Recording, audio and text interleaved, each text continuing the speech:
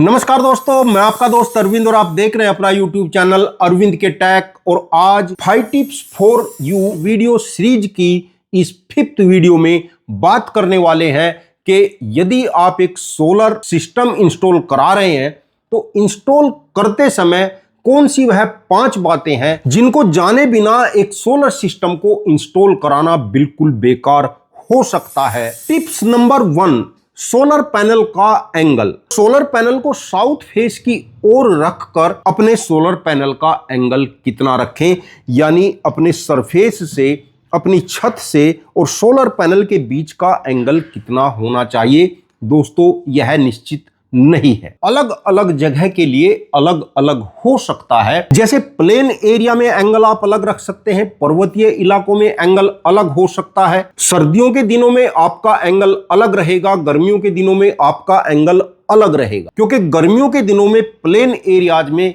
सूर्य बिल्कुल ऊपर रहता है तो आपका सोलर पैनल इस तरीके से रहना चाहिए। और सर्दियों के दिनों में सूर्य बिल्कुल ऊर्ध्वाधर नहीं रहता है, एक एंगल पर रहता है, तो उस समय सोलर पैनल का एंगल कुछ रखा जा सकता है। बिल्कुल सही बात है।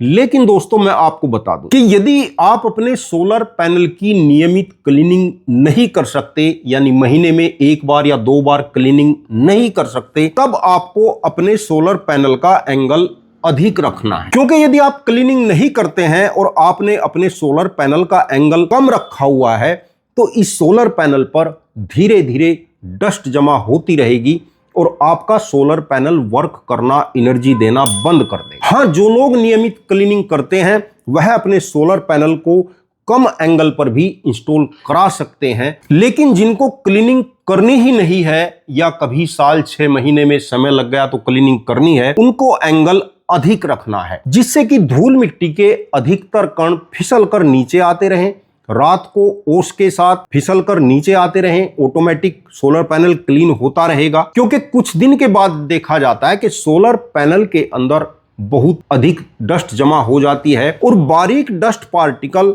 आपके सोलर पैनल के अंदर इस तरीके से चिपक जाते हैं कि उनको हटाना बहुत मुश्किल कार्य हो जाता है। क्योंकि सोलर पैनल का जो ग्लास होता है वह स्मूथ नहीं होता है, प्लेन नहीं होता है। सोलर पैनल का ग्लास क्रिस्टलाइज होता है, यानी उसमें छोटे छोटे क्रिस्टल ऊपर भी रहते हैं और नीचे की सरफेस पर भी रहते हैं। अब आप सोच रहे होंगे कि क्रिस्टल क्यों रखे जाते हैं, स्मूथ क्यों नहीं रखा जाता। सोलर पैनल के ग्लास पर क्रिस्टल इसलिए बनाए जाते हैं कि जो सूर्य से किरणें आती हैं, जो रेज आती हैं, सोलर पैनल के अंदर उनकी डायरेक्शन को बदल देते हैं, जिससे सन रेज रिफ्लेक्ट न हो सके। और वही सोलर पैनल सबसे अच्छा सोलर पैनल माना जाता है जिसका सन रेज रिफ्लेक्शन सबसे कम होता है। हम मोनोपर्क, पॉलीपर्क, बाइफेशियल, हाफ कट, यह 10 बस बार में है, यह 12 बस बार में है, इन चीजों को ढूंढते रहते हैं, इनसे कोई फर्क नहीं पड़ता है। जो सोलर पैनल का ग्लास होता है यही सोलर पैनल के अंदर मुख्य चीज होती है।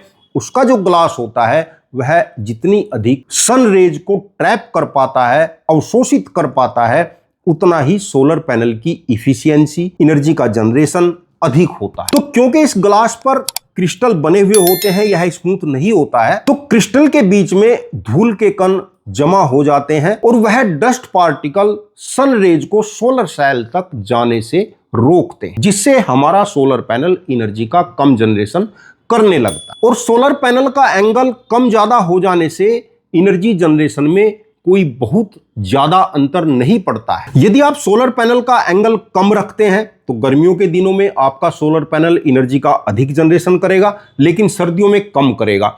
और यदि आप एंगल अधिक रखते हैं तो आपका सोलर पैनल सर्दियों में एनर्जी का जनरेशन अधिक करेगा और गर्मियों में कम करेगा। ऑल ओवर यदि 1 ईयर का कैलकुलेशन करेंगे तो एवरेज बराबर निकल कर आता है।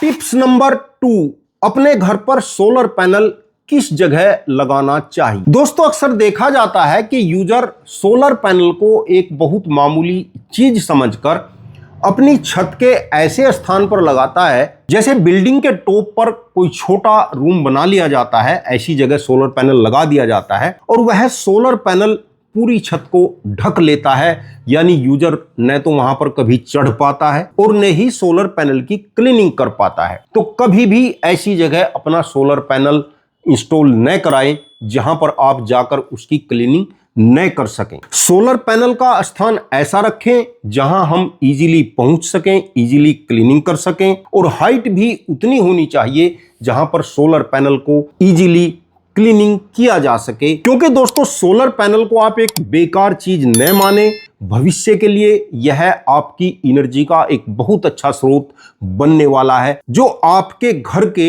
एक बहुत मुख्य अप्लायंस की तरह यूज होने वाला है। टिप्स नंबर 3, सोलर पैनल कितने वाट का इंस्टॉल कराना चाहिए। दोस्तों यदि इस समय की बात करें तो इस समय जैसा कि सोलर पैनल बहुत रीजनेबल रेट में हो गया है, तो हमें बड़े सोलर पैनल यानी अधिक वाट के सोलर पैनल ही यूज करने चाहिए। क्योंकि यदि आप एक बड़ा सोलर प्लांट लगाना चाहते हैं और आप वहां पर 100 वाट या 150 वाट के सोलर पैनल लगाएंगे, 12 वोल्ट में लगाएंगे, तो आपको सोलर पैनल भी अधिक लगाने पड़ेंगे और आपकी जगह अधिक इस्तेमाल होगी। तो कम से कम 40 VOC से लेकर 50 VOC तक के सोलर पैनल ही इंस्टॉल कराएं। वैसे तो आजकल मार्केट में 72 VOC और 100 VOC तक के सोलर पैनल आ चुके हैं, जो कि बहुत बड़े हो जाते हैं। उनको भी इंस्टॉल नहीं कराना चाहिए, क्योंकि उनका आंधी तूफान में फ्रेम से निकलकर टूटने का खतरा बना रहता है। टिप्स नंबर 4, सोलर पैनल की डायरेक्शन क्या रखी जाए। तो दोस्तों जैसा कि मैंने बताया है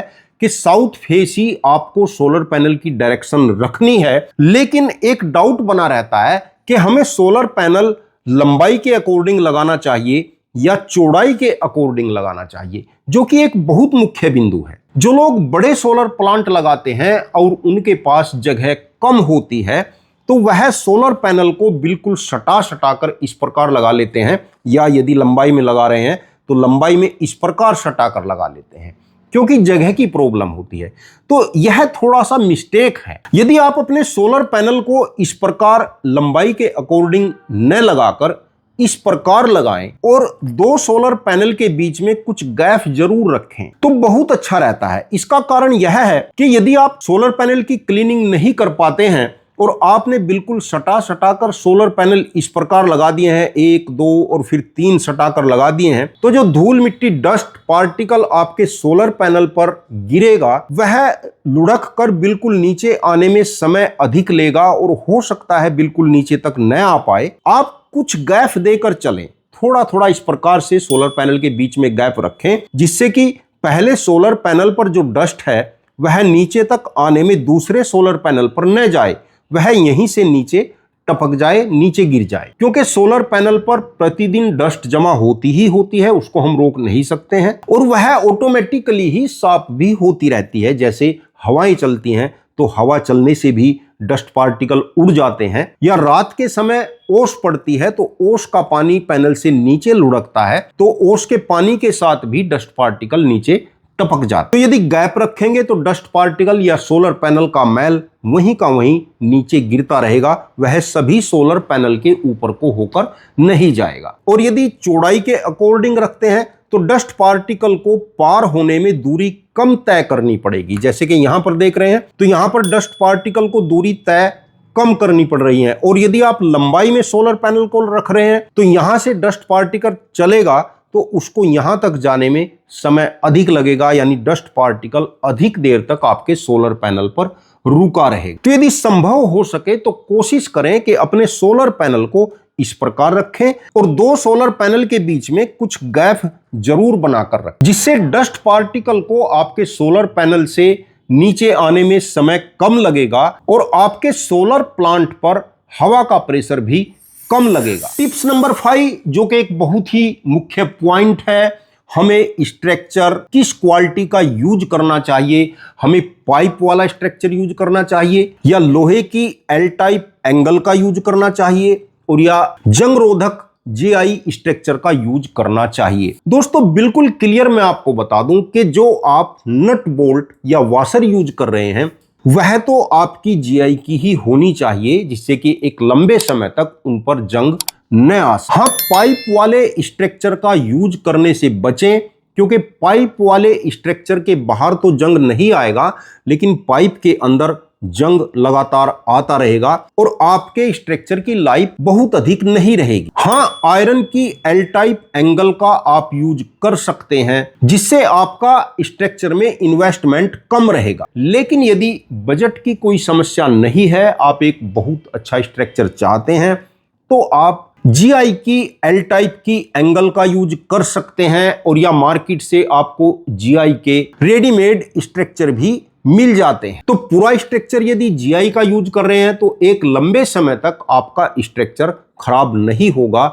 20, 25, 30 साल तक भी आपका स्ट्रक्चर एज इट इज रहेगा। और दोस्तों, वीडियो में दी गई जानकारी आपको कैसी लगी कमेंट करके जरूर बताना, क्योंकि इस वीडियो सीरीज में हम आपके कमेंट के आधार पर ही आपके क्वेश्चनों का आंसर दे रहे हैं और आपके लिए अच्छी वीडियो बना रहे हैं। वीडियो देखने के लिए आपका बहुत बहुत धन्यवाद। नमस्कार दोस्तों।